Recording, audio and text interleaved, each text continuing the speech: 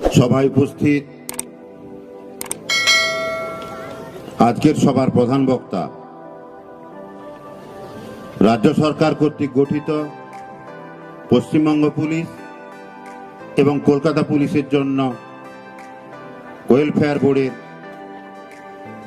Coordinator সাবেক মুখ্যমন্ত্রী মমতা বন্দ্যোপাধ্যায়ের ইচ্ছায় পশ্চিমবঙ্গ পুলিশ এবং কলকাতা পুলিশে ওয়েলফেয়ার কমিটির জন্ম হয়েছে। সেই ওয়েলফেয়ার কমিটির নেতৃত্ব দিচ্ছেন আমাদের প্রিয় নেতা, আপনাদের নেতা শান্তনু সিনহা বিশ্বাস। ওয়েলফেয়ার কমিটি যদি সভা করতে চায়, বাজার থেকে ভাড়া করে নিয়ে আসুক, তারা মিটিং করুক, কোনো প্রশাসনিক কর্তৃপক্ষের সহযোগিতা পাবে না। এই সিও সাহেব আসার পর, ম্যাডাম আসার পর মাত্র কয়েক মাসের মধ্যে 3টে অফিস চেঞ্জ হয়েছে। যে অফিসে যাচ্ছে তার মনে হচ্ছে যে এই কর্মকর্তারা ভালোভাবে অফিস করছে। মন্ত্রী আমাদের পেছনে আছেন, স্বরাষ্ট্রমন্ত্রী আমাদের পেছনে আছেন, পশ্চিমবঙ্গ সরকার আমাদের পেছনে আছেন। আপনারা চিন্তা করবেন না, নিয়ম মেনে, আইন মেনে, সরকারকে নির্দেশকে মান্যতা দিয়ে একটার পর একটা কাজ করে যান।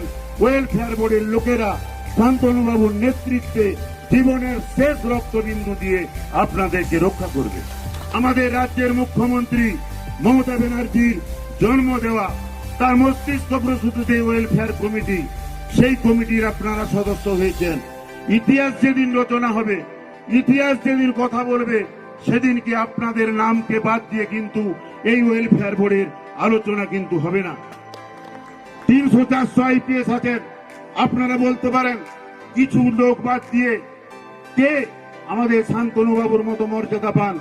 আমরা তাদেরকে হৃদয়ের মধ্যে রেখেছি, সত্যি সত্যি অন্তর থেকে তাকে আমরা ভালোবাসি। এটা কিন্তু সাজানো গোছানো কায়দা করে বলা কথা নয়। আমরা প্রত্যেকটা সবাই বলতাম 2007 সালে এই 1st ব্যাটালিয়নের মাঠে প্রায় 10,000 পুলিশ কর্মীর সামনে আপনারা দাবি করেছিলেন যে বিদিকটা কবে আমাদের 13 মাসের 30 ডেজের পরিবর্তে আমরা আরো বেশি দিনের এক্সট্রা বেতন পাবো। অনেক ডেপুটেশন দিয়েছেন, অনেক মেমোরেন্ডাম দিয়েছেন, পে কমিশনকে বলেছেন, পুলিশ কমিশনকে বলেছেন, এস্টিমেট কমিটিকে বলেছেন, মুখ্যমন্ত্রী বুদ্ধবাবুর কাছে ডেপুটেশন দিয়েছেন, অনেক কিছু আন্দোলন করেছেন, 727টা ওপেন মিটিং করেছেন, রেজাল্ট কিন্তু ছিল 0। 4 সেপ্টেম্বর যেদিন ডিজি সাহেবের কাছে মিটিং করে শান্তনুবাবুর নেতৃত্বে বলেছিলাম যে অধিকাংশ পুলিশ কর্মী সিসিএল নিতে পারে না, সঙ্গে সঙ্গে শান্তনুবাবুর নেতৃত্বে আমরা দাবি করে সেটাকে 31 মার্চ পর্যন্ত করেছিলাম।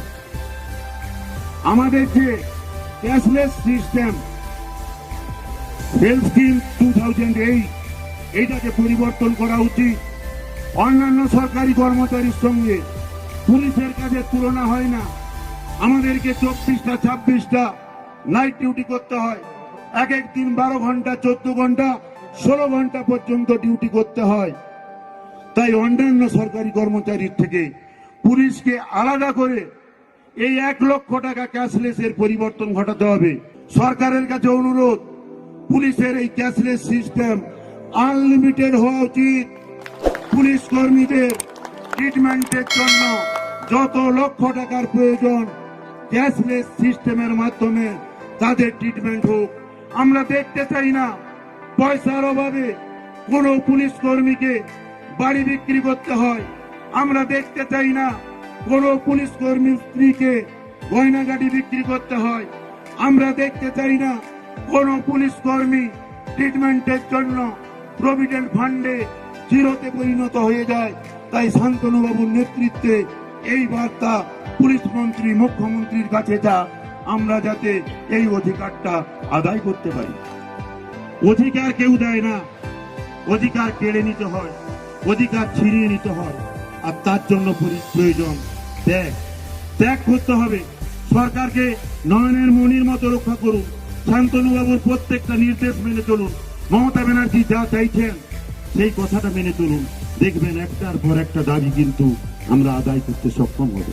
আজকে এমন একটা জায়গায় বক্তব্য রাখতে এসেছি যেখানে পুলিশের হিসাবে আমার জন্ম লাটবাগানের মাঠ থেকেই হয়েছিল। এখান থেকে আমি ট্রেনিং করে পুলিশ হিসাবে আজকে পরিচিতি পেয়েছি এবং আপনাদের সামনে, সকলের সামনে বক্তব্য রাখার সুযোগ পেয়েছি। লাটবাগানকে প্রথম প্রণাম জানিয়ে এবং ভারতবর্ষের আগামী দিনের কাণ্ডারি আমাদের অভিভাবিকা মাননীয় মমতা ব্যানার্জিকে প্রণাম জানিয়ে আমি আমার বক্তব্য শুরু করছি। ওয়েলফেয়ার কমিটি কিন্তু কোনো ট্রেড ইউনিয়ন নয়। ওয়েলফেয়ার কমিটি হচ্ছে এমন একটা কমিটি যেখানে আমাদের সর্বস্তরের পুলিশ কর্মচারী, সিভিক ভলেন্টিয়ার থেকে নিয়ে একদম আমাদের যারা আইপিএস অফিসার সাহেবরা আছেন তাদের মাথায় চেয়ারম্যান করে এই কমিটি তৈরি হয়েছে। এই কমিটি আগামী দিনে যেটা আমরা করতে চাইছি সেটা হচ্ছে আমরা যারা এখানে আছি আমাদের পরিবার, যারা আমাদের থেকে রিটায়ার্ড হয়েছেন, যেমন কবিরাজ দা আছেন, নিখিল দা আছেন, প্রত্যেক মিটিং এ ওরা আমাদের সাথে আছেন, হ্যাঁ, ওনারা এবং ওনাদের পরিবার এবং আমাদের সাথে যারা চলে গেছেন, শহীদ হয়েছেন, তাদের পরিবারকে নিয়ে আমরা বৃহত্তর ওয়েলফেয়ার কমিটি তৈরি করতে চাই। আমরা যারা এখানে আছি তারা প্রত্যেকে আমরা ওয়েস্ট বেঙ্গল গভর্নমেন্টের সৈনিক। আমাদের অনেক দাবি আছে, অনেক দাবি দেওয়া আছে, সেগুলো আগামী দিনে কালের গতিতে প্রত্যেকটা দাবি, যেমন যেগুলো আগে আমাদের কাছে খুব গুরুত্বপূর্ণ দাবি ছিল সেগুলো একটা একটা করে পূরণ হয়েছে, আগামী দিনে সমস্ত দাবি পূরণ হবে। তাদের আইডেন্টি কার্ডের ব্যবস্থা করা হয়েছে, তাদের পোশাকের ব্যবস্থা করা হয়েছে, তাদের প্রত্যেকের ছুটিটা আমাদের কনস্টেবলরা যেরকম ছুটি পান তার সঙ্গে অ্যাড পার করে দেওয়া হয়েছে। ভিলেজ পুলিশ আছে, তারা আমার কাছে এসেছিল, তারাও দুঃখ দুর্দশার কথা জানিয়েছিল, তারা বলেছিল আমাদের নাম ডিলিট হয়ে গেছে। তাদেরকেও মূল ফর্মে নিয়ে এসে তাদের আগে দুদিন করে যে 3 মাস অন্তর ছুটি হতো সেটা তাদের মাইনে থেকে কাটাতে যেত। ওয়েলফেয়ার বোর্ড আসার পর ভিলেজ পুলিশেরও যে ছুটি ছাটা সেটা কনস্টেবলদের সমান করা হয়েছে এবং তাদেরও মাইনে গত বছর বৃদ্ধি করা হয়েছে। আগামী দিনে আমাদের জুনিয়র কনস্টেবল 5500 জনকে মাননীয় মুখ্যমন্ত্রী নিয়োগ করেছিলেন, তারা আজকেও জুনিয়র নয়, তারা আজকে কনস্টেবলে রূপান্তরিত হয়েছেন। এর জন্য মাননীয় মুখ্যমন্ত্রীকে কাউকে দাবি করে রাস্তায় বসতে হয়নি, তিনি নিজেই করে দিয়েছেন। এই যে ধীরে ধীরে ধীরে ধীরে একের পর এক যে ব্যাপারগুলো আছে সেগুলো প্রত্যেকটা শুধুমাত্র পুলিশ কর্মচারী নয়, যারা আগামী দিনে পুলিশে জয়েন করবেন তাদের ব্যাপারটা নিয়েও আমরা চিন্তা ভাবনার মধ্যে রেখেছি এবং আগামী দিনে সেই ব্যবস্থাগুলো সুচারুভাবে যাতে সম্পন্ন হয় তার জন্য এই ওয়েলফেয়ার বোর্ড আছে। আজকে আমি স্টেজে আছি, কালকে স্টেজে নাও থাকতে পারি, আপনাদের মধ্যে থেকে যে কেউ এসে আমার জায়গা নিতে পারেন। সুতরাং এখানে কোন রকম গলার উঁচিয়ে গলার সোনার চেন বার করে টেবিল টুকে নেতাগিরি চলবে না।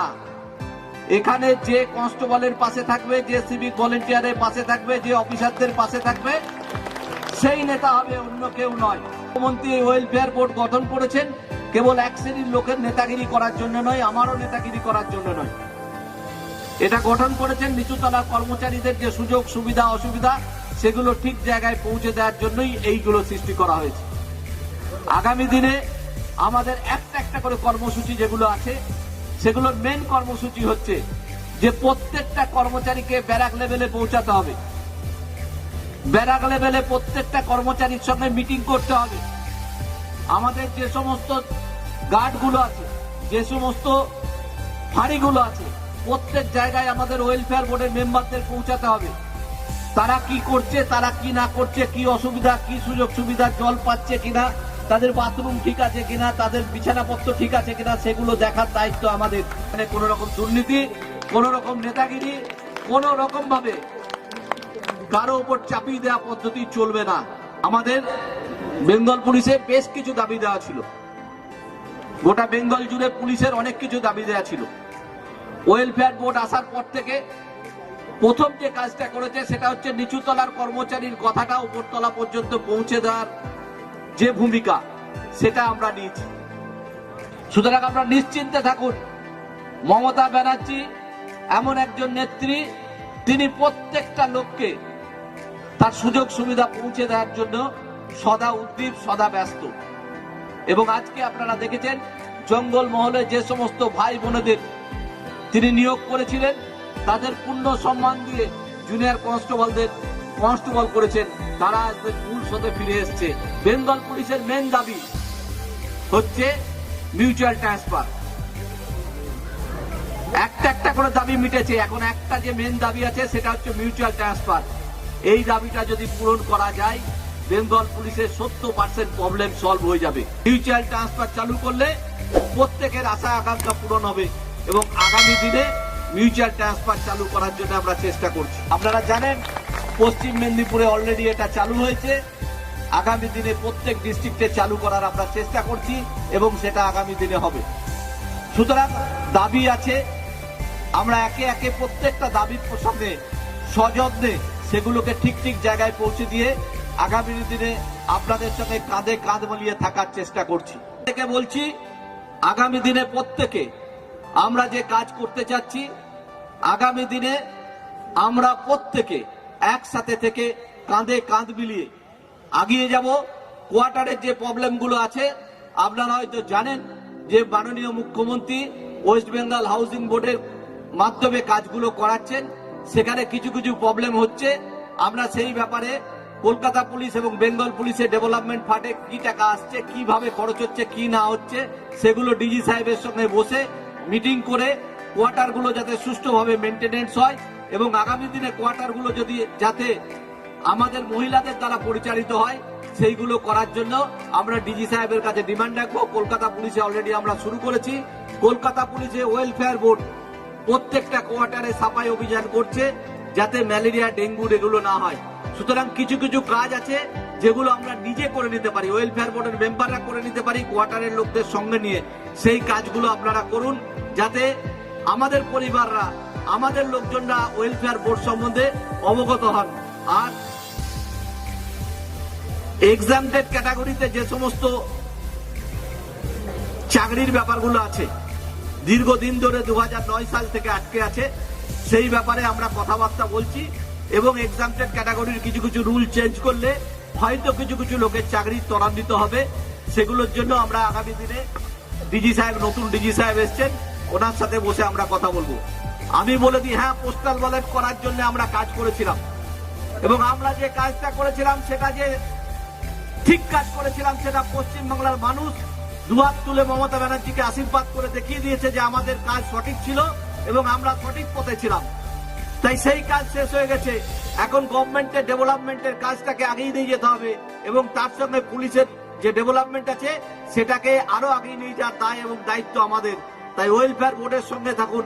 আগামী দিন আমরা আরো বেশি এগিয়ে যাব, আরো বেশি পুলিশকে এক ছাতার তলায় নিয়ে আন্দোলন করতে পারবো এবং প্রত্যেকটা জিনিস যাতে আমাদের পরিবারের কাছে আনন্দ সহকারে পৌঁছায় সেই ব্যবস্থা করব। এই কথা বলে সকলকে আমি আমার আন্তরিক অভিনন্দন জানাচ্ছি এবং প্রত্যেককে আমি আমার আন্তরিক শুভেচ্ছা, ভালোবাসা এবং বড়দের কবিরাজদা যারা আছেন এখানে তাদের প্রণাম জানিয়ে আমি আমার বক্তব্য শেষ করছি। পশ্চিমবঙ্গ পুলিশ কর্মচারী